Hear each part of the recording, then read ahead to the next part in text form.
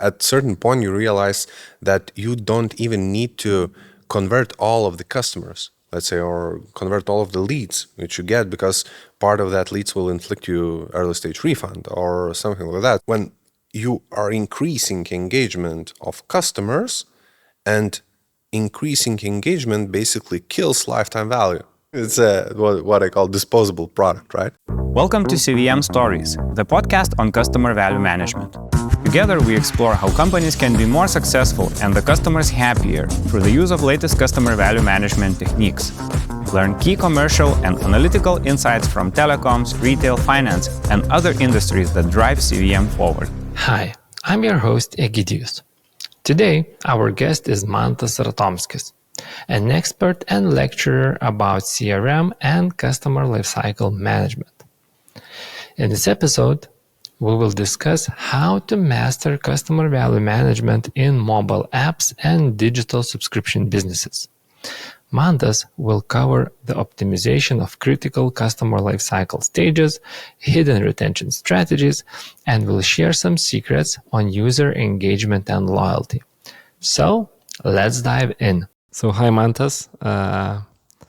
I know you have a lot of experience in customer value management, customer relationship management, and other kind of words related to the topic. Buzzwords, yeah, many buzzwords. But could you do a brief intro of yourself, or kind of where are you coming from in terms of like your professional part? Yeah, very shortly, I started my career in digital. Back in the days when Forticom was live, actually. Okay. So that was the very first intro. And once Forticom was sort of disassembled, at that moment, there was very huge buzzword in the market like education on Facebook. So I launched a startup, which was running for 5 years. And we worked with such brands as Sanoma Digital, Pearson Education, and so on, then pivoted to work in United Arab Emirates and so on. So, education, all the serious stuff. And then after it was closed down, I realized that, I have a very, let's say, urge to realize how the dark side of the internet looks like. So I joined online gambling. Let's call it online gaming, iGaming, and spent there for almost 5 years. And there I actually realized the real power of CRM in general, how CRM can impact your revenue. And that market was especially savvy for that. So there I started to deep dive into that, and that was fun, to see how it goes. Then for a year I drifted to hosting industry into the same position, but then realized, when you have subscription plans lasting for, let's say, 4 years, something like that, so you can do anything, but your actual result will show off after 4 years. So I didn't have so much time there. Your contract renewal cycle is exactly, yeah. Oh my God. Yeah. Okay. So that was sort of you do something, but you don't know how it works. Okay. And especially it's very hard to work in an industry where your product is a part of an ecosystem and you highly depend on the actual value which customer will get not out of your product, but in that case, let's say from WordPress side and so on. Okay. And, if, let's say, tipsy guy walking from the pub on a Friday night realize that, I will do affiliation. He jumps in, buys hosting, starts his WordPress site, and suddenly realize how much effort it takes to launch a decent WordPress site and generate traffic. At that point, your product becomes irrelevant. So that's kind of interesting area. And after that, I joined Kilo Kilo Health as a very first person, actually working with a retention.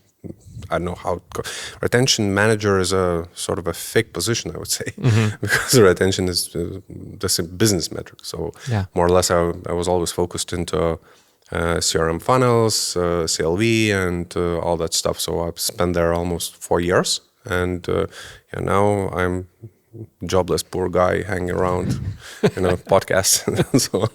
So if anybody needs a great CRM specialist, Yeah, but not this month. My wife told me that this month I still have to be on vacation.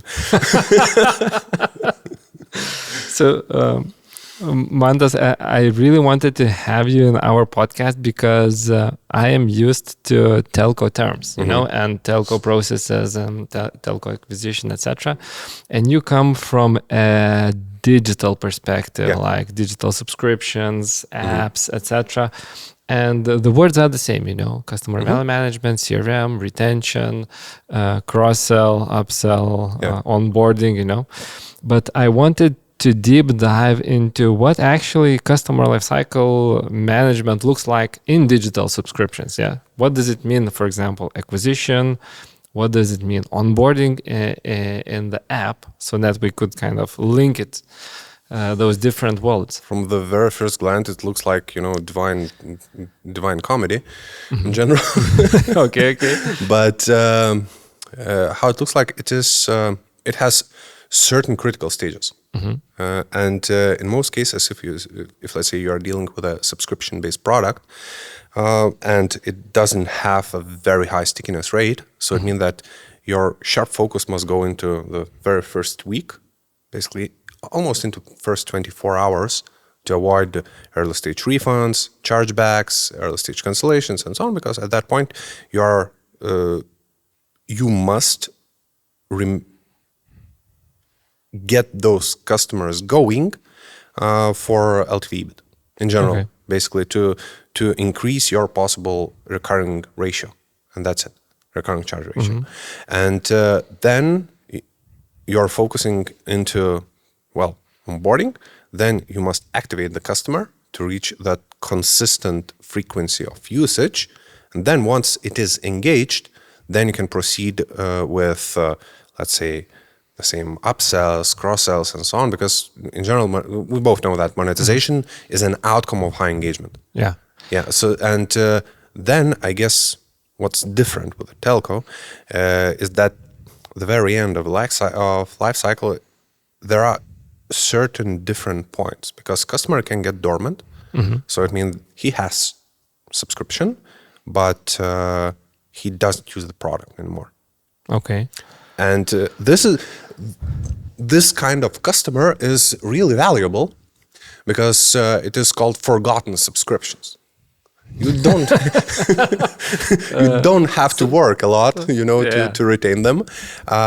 So this is why sometimes there are certain tips and tricks how to mute and unmute CRM, prior charges, and so on. And then customer, once he's dormant, he might appear, obviously you will start win-back operations, something like that.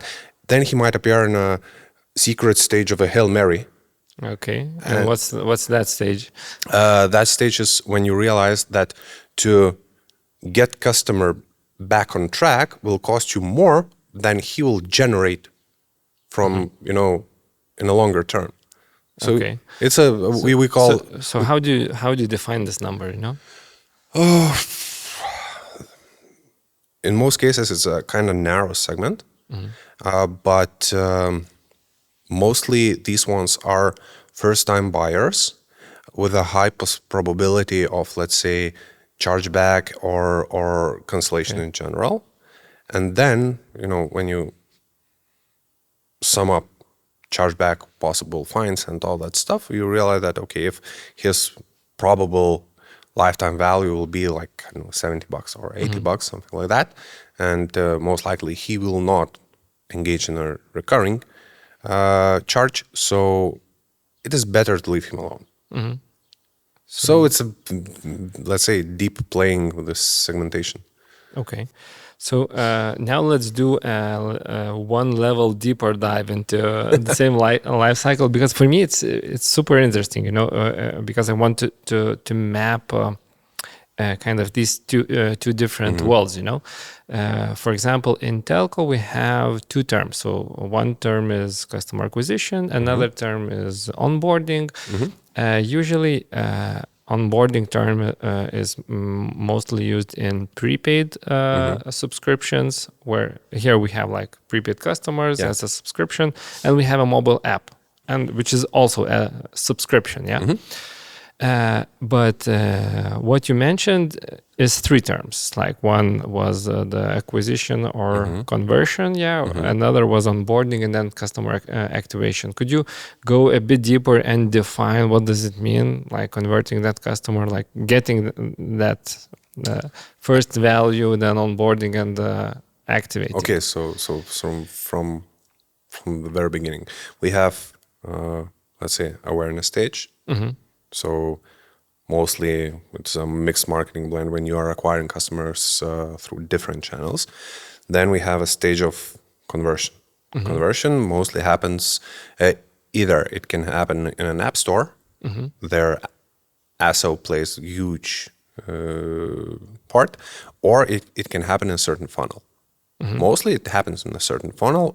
So your conversion depends on it. How you are going to convert the customer, not abandon checkout.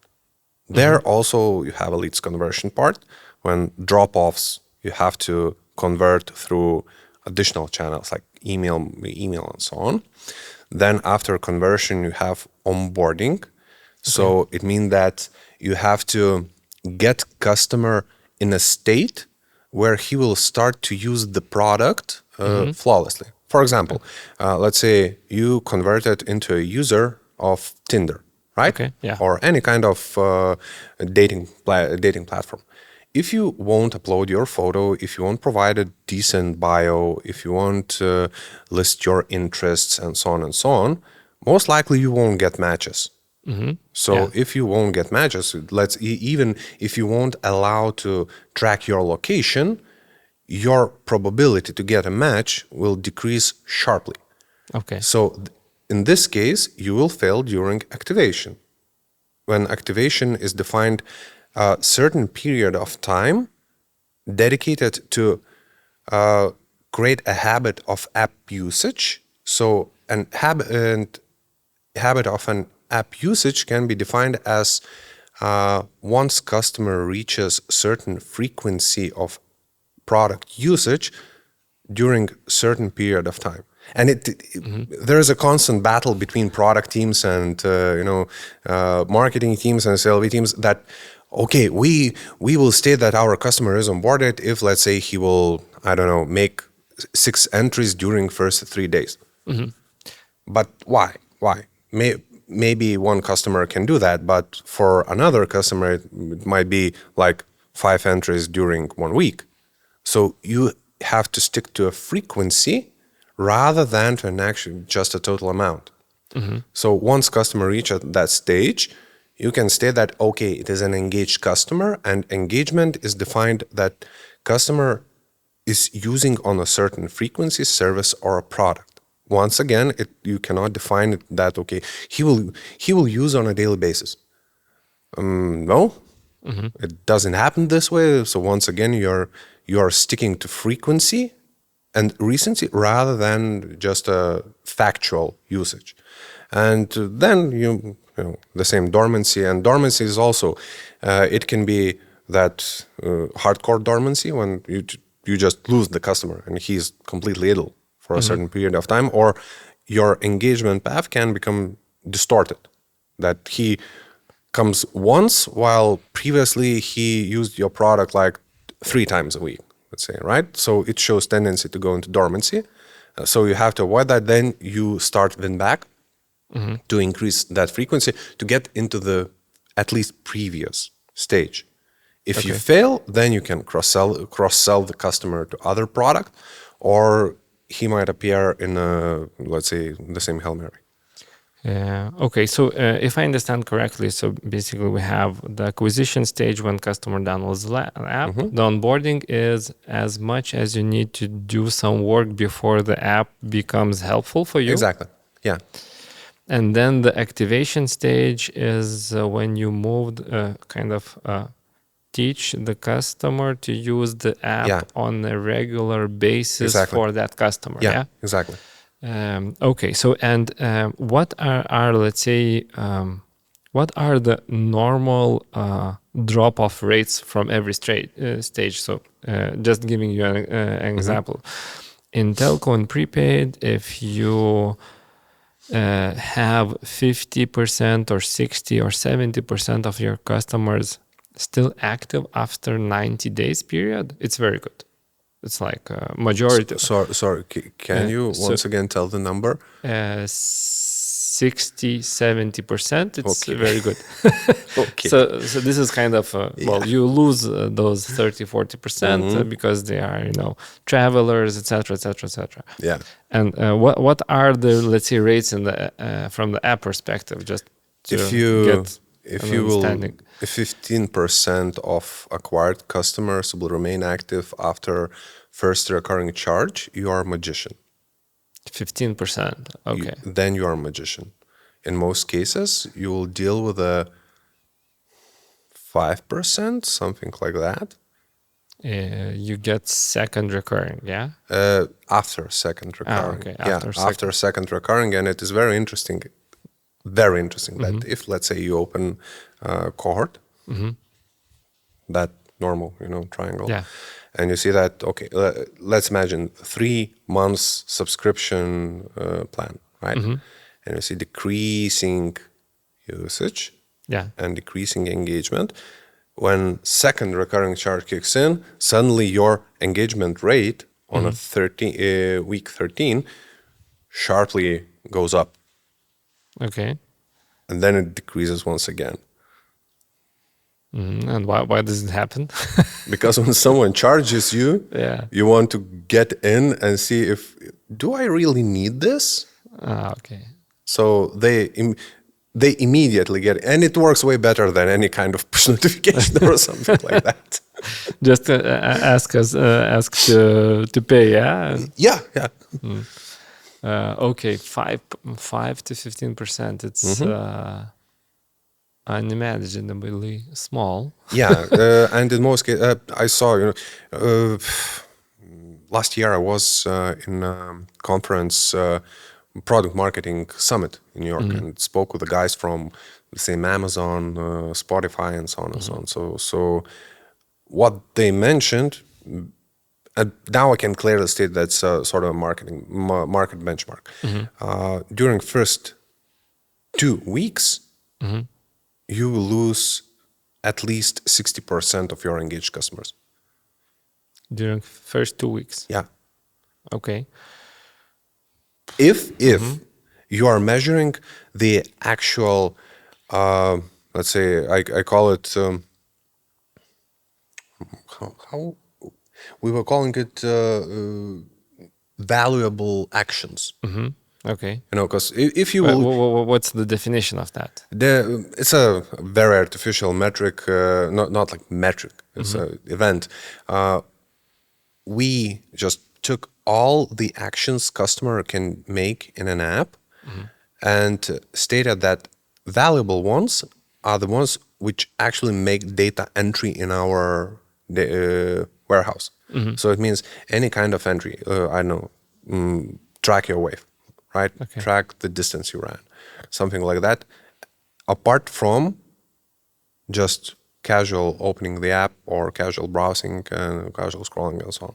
Because, and there was also a constant battle with product teams, and when they're like, yeah, but if he's reading and so on, and what if he's not reading but searching where to mute your push notifications, or he's searching how to unsubscribe, so on. So you cannot measure if there are no click in general.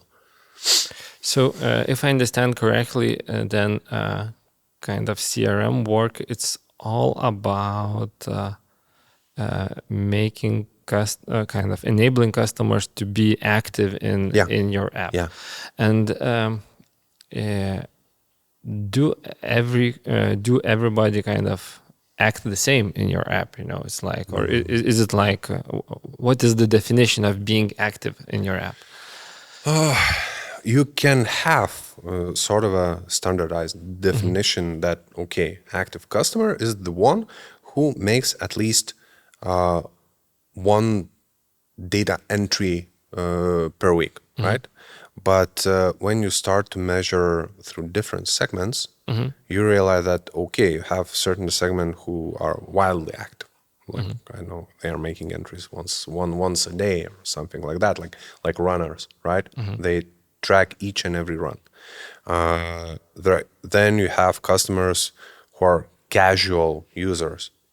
Then you have customers who immediately get the habit of a certain thing, and then product isn't needed for them anymore. So let's say that's a constant game of segmentation. And not like in general segmentation, but constant game of audiences. Because audience is a bit different even thing as a segment.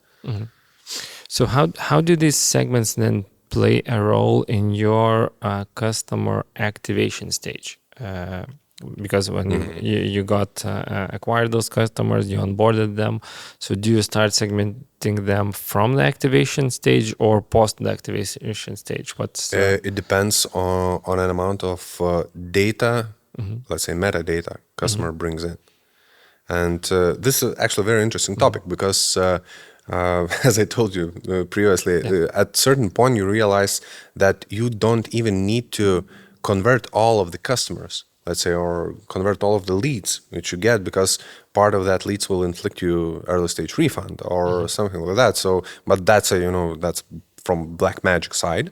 And if you see that, okay, let's say you have certain segment of customers coming from Mexico, and then with a kind of similar behavior, you have certain segment coming from United Kingdom, then you can be sure that guys from Mexico most likely will drift away sooner, or recurring rate will have significant drop-offs just because payment differences and payment possibilities. So there you have to mix technically all the metadata customer brings in together with him, basically definition of the customer, that he is from certain area using certain payment method, from certain channel, and so on and so on. Then you mix up it with behavior, and then you get pretty much a clearer view. But from the very beginning, you have to rely in general on definition per se of the customer apart from behavior.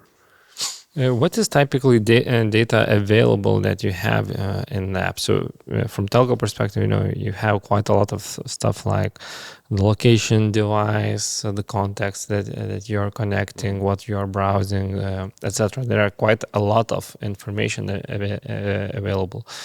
What is on the table for the CRM guys in mobile apps, Frankly or not? I think let's go frankly, It depends on a platform you use in general. I saw different platforms. Like Kilo, we used Earthship for an app engagement management, and then we moved to Optimove. So whatever you can imagine, technically you define what kind of data points you need, and then it's a tracking and attribution part where it works. Starting from behavior in, let's say, purchasing funnels, what kind of data they leave there, then even you can merge it with data which they generate in advertising funnels. So there are a lot of data points, a lot of. And for example, if you use platforms who can immediately create, they call it monitor segments, right? Like they can define possible future value, possible churn, and so on. So there, with a certain accuracy, you can even get possible future value for the customer which you acquired just today. And then you can divide them into that, okay, this batch will create this amount of value, this amount of value, these ones will drift away prior second charge. So you don't even work with them anymore. But So- also there is one interesting thing that if you have a defined future value, guys sometimes they like to fool themselves and they immediately jump in to work with the ones who show tendency to generate the highest future value, and they leave aside the ones who are in the middle. Well, actual focus must go into the ones who are in the middle, because you have to increase their future value, because these ones they show already that okay, they will generate more money. So it's and when you work with a such segment which is likely to become VIP, it is easy and it is a pleasing thing, because you're like, oh yeah, I generated this amount and so on. can you get an uplift of people who's already high lifetime value? Yeah. It's okay. That's an interesting perspective. Now, how confident are you to work with those future lifetime value estimates? It's like, can you put your let's say a bonus on that part? It's like if you say, oh, I improved the future value by 20% of my whole base.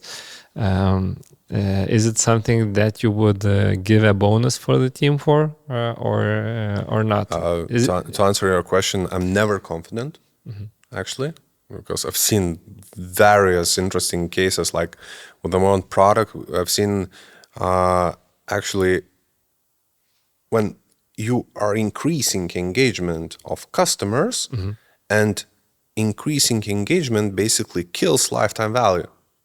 Okay, how does that work? It's what I call disposable product, right? Product is created around a certain habit, around a certain routine. Customer gets in, he has kind of short subscription period, but that subscription period is way more than enough to get that habit. So it means that if I'm engaged enough, I go through all of the details, I create that habit for myself, and then recurring charge approaches, right?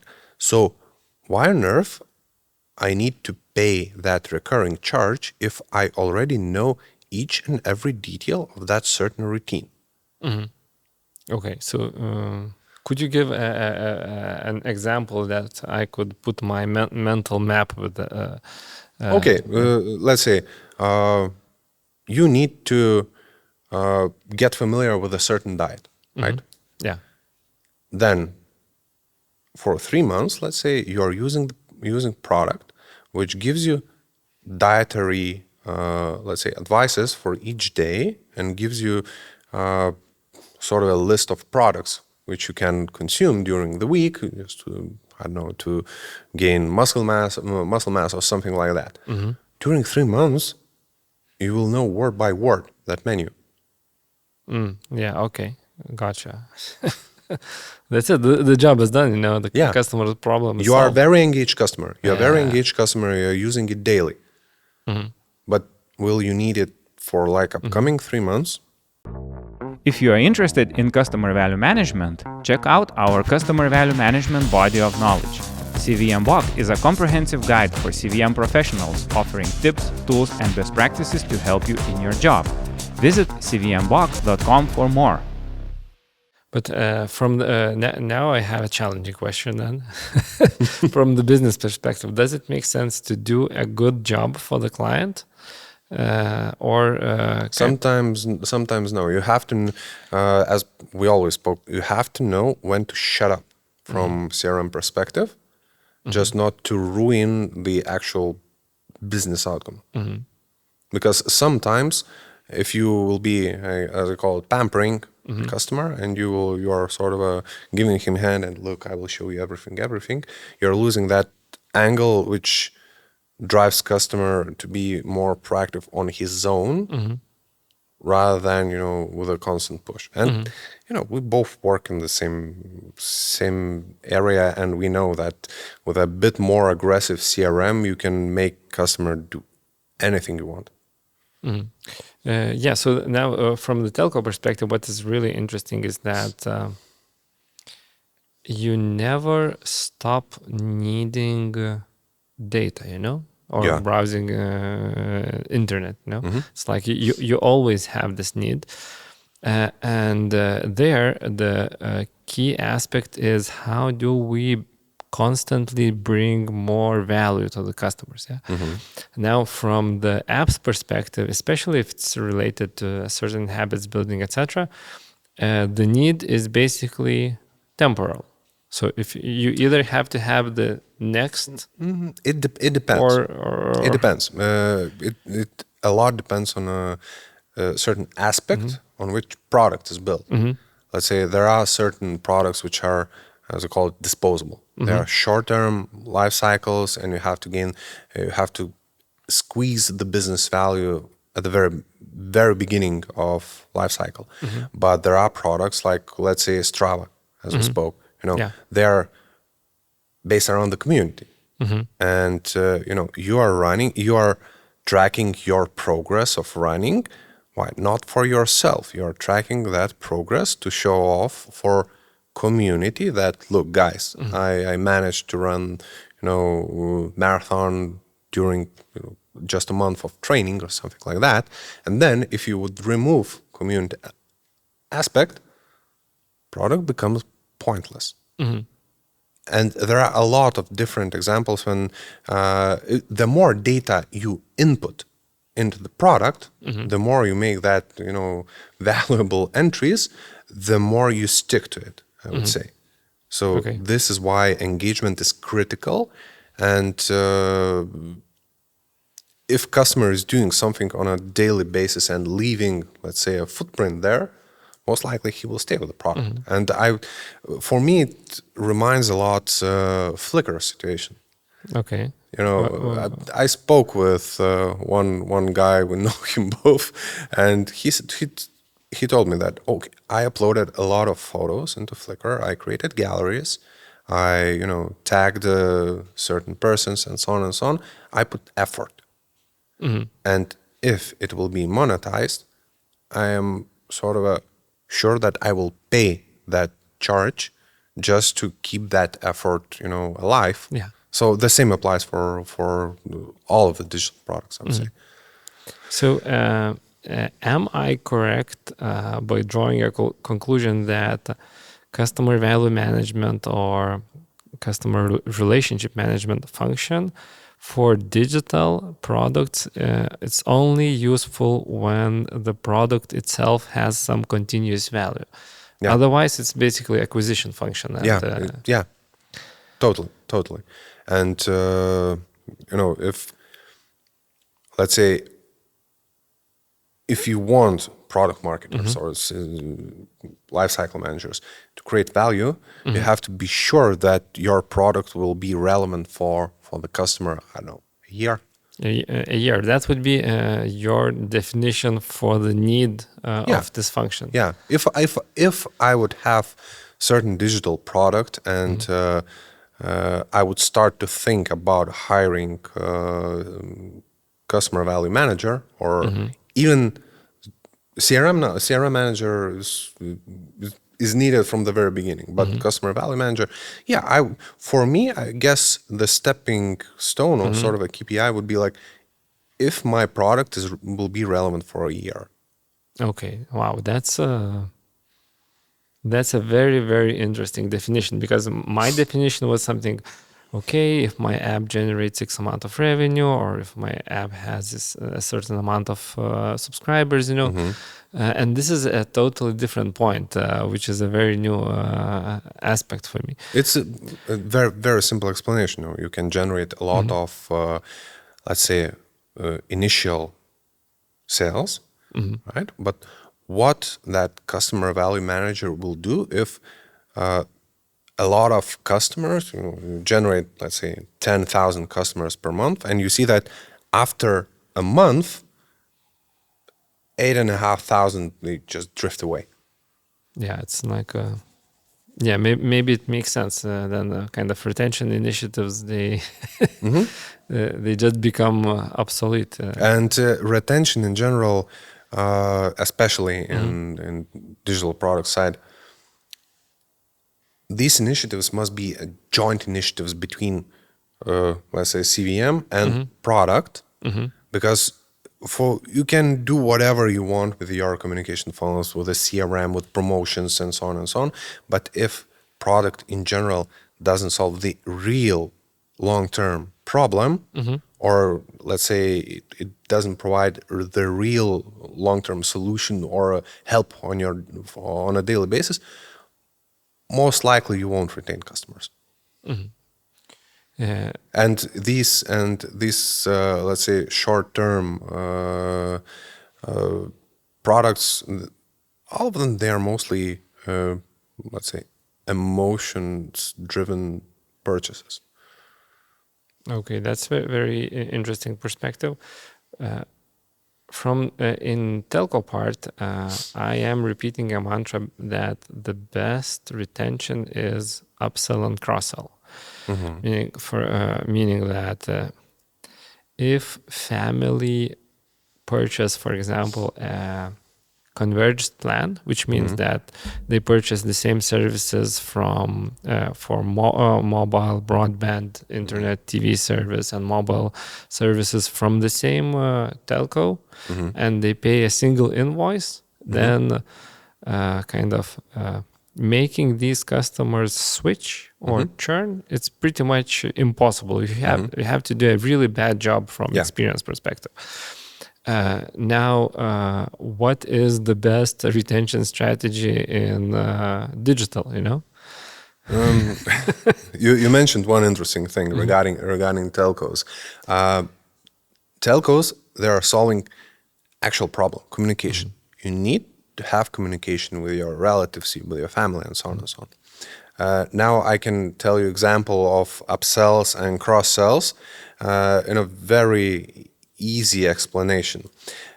When guys who start going to gym buy what is the exact time when they buy the highest amount of useless crap, which most likely will end up in their in the wardrobes, once they sign a contract with the gym.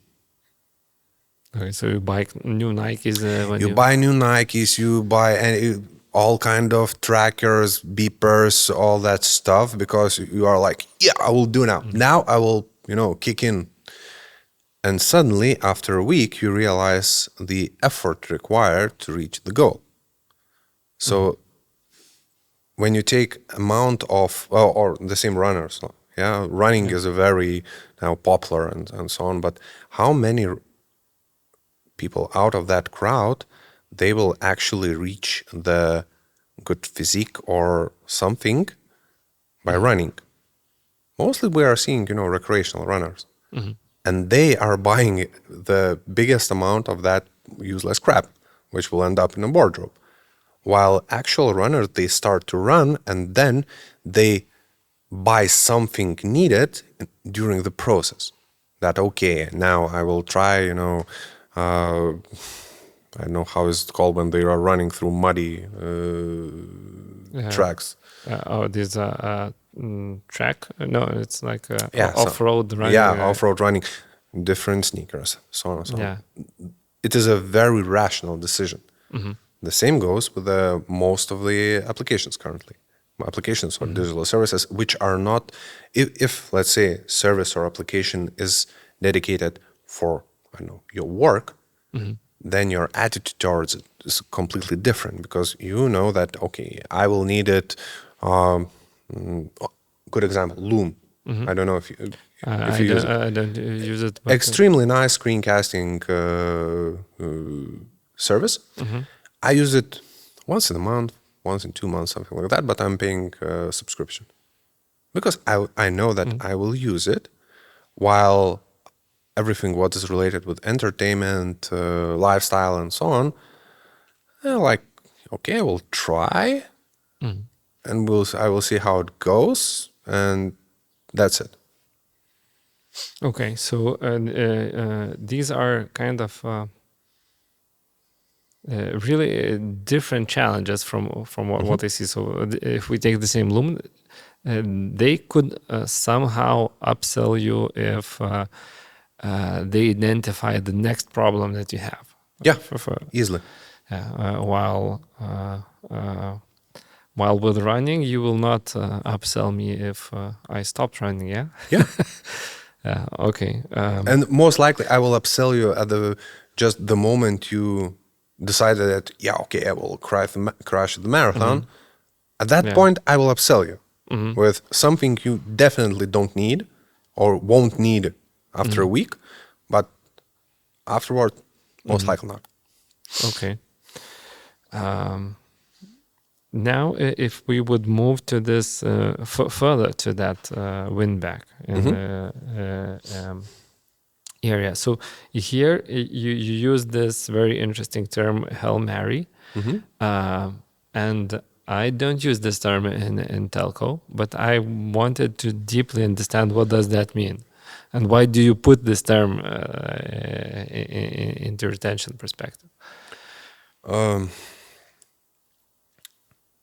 Most of the win back, if we speak about purely just digital product, there you have sort of a high margin. So that's good. You can go even for like, I don't know, get back to use the product and you will use it for 2 months free of charge or something like that. If product is tied with a certain physical thing, like let's say, I don't know, any kind of device which is related with an application, then you have certain ceiling of how much you can discount it. Okay. So it means that while giving promo price for a customer who you want to get back, you cannot go lower certain price, because then you will inflict just minus. Yeah. So if you see that, okay, I gave him 10%, I gave him 20%, and then you stumble upon that, okay, I can't give him 30% because then it will be a minus. So that's a Hail Mary situation. If you see that nothing works until you reach that point when I can't give anymore. So you just kind of, you're just bleeding the revenue and you're not getting anything back. Doesn't matter how much you will spend, okay. And so how do you make this cutoff? It's just kind of estimate this future lifetime value? In general, Okay. Then the other interesting part is managing renewals. It's a very important topic for every subscription. In telco, in prepaid, we have like, top up your account and kind of automating this part to charge from the credit card, etc. In postpaid, we have contracts and we have contract prolongation cycles and so on. How does it work in mobile apps and in digital? In most cases, you will be on a recurring charge, like 99%. And then it's a kind of common rule. As I mentioned, you are earning money from initial sales. Like then you have to work to avoid refunds and so on. And then you are getting money from recurring charge. In most cases, customers, they even if they sign for a subscription, either they forget, and in general, when you get an email that, okay, we will charge your card, you get sort of angry and you don't want that. So what is the solution? Not to send emails. Don't send notifications. And then that's why you say, oh, this app just charged me, and it's like, oh my God, it's like you have to, obviously you have to be compliant. You have to follow Visa rules and all that stuff. But if your, let's say, price point is $9.99 or you're pricing your product the same amount as a huge hipsterish Starbucks latte, then you are able not to send those notifications. If you're not sending those notifications, so it means that prior recurring charge just shut up a bit. Okay. Don't be annoying and so on, and then show how nice you are once recurring charge is completed, to avoid refund for that recurring charge, prior which you are silent. Okay, this is This is not for public. yeah, this is not for public. It's like it goes totally opposite how you would manage this in telco. So, for example, Yeah. your if you're in prepaid, your balance is about to expire. Then you send a notification, hey, top up the account, Yeah. we will charge you because you ran out of balance. Then it's like you send another notification, then you do the top up, then send another, like your balance is topped, etc. It's like all you manage this cycle, making sure that, the customer is well informed. And here we manage it slightly differently. Basically, it's like, But it's a extremely common practices in entire applications market. so if I understand correctly, this is my just pure judgment, okay? Yeah. It's kind of nothing. It's based on my assumption. So, as a lot of the digital services, they don't bring, let's say, don't solve a very, very important customer's need, then kind of the value management perspective goes against the customer expectations. Let's say you manage how much value you can extract from the customer rather than how much value you are building for the customer to make sure that the customer stays forever with you. So these are kind of slightly different aspects and angles. How do you target that? Is my judgment kind of closer to the reality or not? Yeah, it is kind of close because when you compare, let's say, telco market versus all the applications and so on, so telco market solves the real problem, and we have problem, and with all the digital products we have comfort, I would say. Okay. You can live without that, without very comfort things, but you prefer to. So this is the biggest difference. I would say that, okay, the same loom, right? I can make a screencast using that completely awful screen capture possibility, which isn't built in Macs, but I use Loom because it gives me more comfort, and I'm paying for that. Okay. That's a really interesting observation. One more thing which I wanted to dive in is, what are the communication channels available for the mobile apps? I know push notification, obvious. Push Email. notifications in app modules, SMS is extremely powerful. SMS. Extremely Okay. powerful channel. Let's dive into SMS channel, because in telco it says like, yeah, SMS is dying, No, it's not. So You're using basically, if you have a certain CRM funnel and you see that, okay, push notification for email works as a fallback for push notification okay. in apps, and SMS works as a fallback for email. And you are using that only for high future value customers because it's a pricey channel. While, Okay. push notifications and email like free of charge, own channel, SMS is a bit different. Or let's say you're going with a huge promo, like Black Friday or something like that. It's a brilliant channel. Okay, wow, that's very interesting. And what about other messengers, like, I don't know, WhatsApp, Viber, Facebook Messenger, etc.? For e-commerce, yes. Okay. From product side, to use the app to create engagement for another app, It's a bit of a complex. I know that guys are, they are trying that, they are unlocking that. For me personally, it's a very complex thing because, I'm a psycho who cannot stand even one red notification on a screen. And if I would see that red notification and then my WhatsApp tells me that, okay, now take a look into that red notification, I would go nuts.